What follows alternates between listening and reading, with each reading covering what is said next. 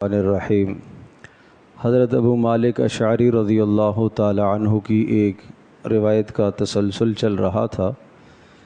اس روایت کے آخری الفاظ آج کی نشست میں عرض کرتے ہیں۔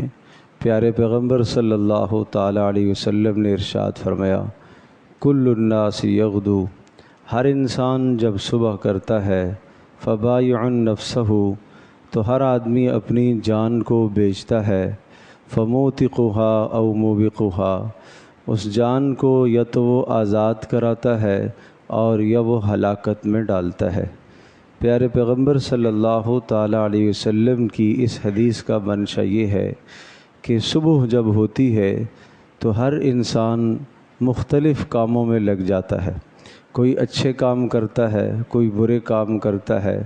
گویا کہ جو بھی آدمی جو بھی عمل کر رہا تو اپنی زندگی کا قیمتی سرمایہ وقت صرف کر کے وہ آخرت میں یا تو جنت خرید رہا ہے اور یا جہنم خرید رہا۔ دینے کے لیے اس کے پاس کیا ہے؟ وقت ہے، اور اس وقت کے ذریعے سے وہ کیا چیز خرید رہا ہے۔ اگر وقت کو صحیح مصرف میں استعمال کر رہا، اللہ کی اطاعت اور بندگی اور فرمانبرداری میں استعمال کر رہا ہے، تو وقت کا قیمتی سرمایہ دے کر اس کے مقابلے میں جنت خرید رہا اور اپنے نفس کو، اپنی جان کو عذاب سے آزاد کرانے کا سامان پیدا کر رہا ہے۔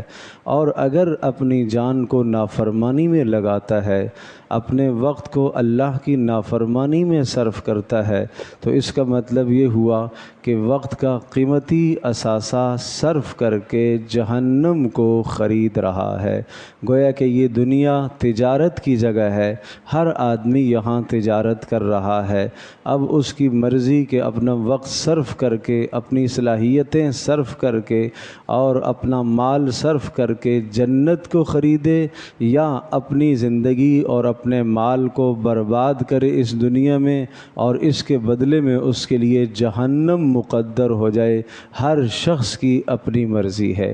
تو پیارے پیغمبر صلی اللہ تعالی علیہ وسلم کی اس حدیث میں گویا کہ تنبیہ ہے کہ ہر انسان کو سارا کا سارا وقت اللہ کی اطاعت اور فرمانبرداری میں صرف کر کے اپنی جان کو جہنم سے آزاد کرانا اور جنت کا مستحق بننا چاہیے۔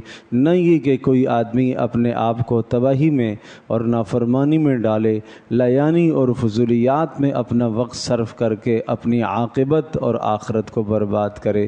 اللہ پاک ہم سب کے لیے سمجھنا، عمل کرنا آسان فرمائے۔ الحمدللہ رب العالمین والصلاۃ